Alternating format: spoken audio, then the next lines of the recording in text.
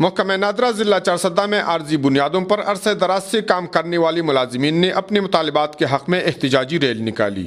اس دوران انہوں نے مکمل طور پر دفاتر میں کام بند رکھا اور تالہ بندی کی، جس کی وجہ سے روزانہ سینکڑوں کی تعداد میں آئے ہوئے لوگوں کو مشکلات کا سامنا ہوا، جن میں کئی ضعیف العمر اور معذور افراد بھی شامل تھے۔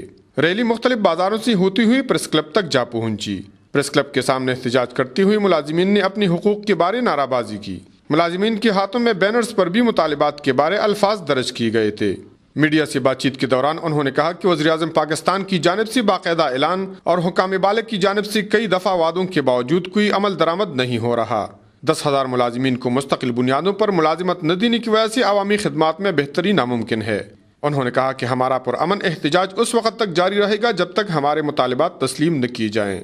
دوسری جانب چارسدہ پشاور روڈ پر نجی اسکول وین اور ہائی ایس کے مابین تصادم کے نتیجے میں 6 بچے اور 3 استانیوں سمیت اسکول پرنسپل شدید زخمی ہو گئے۔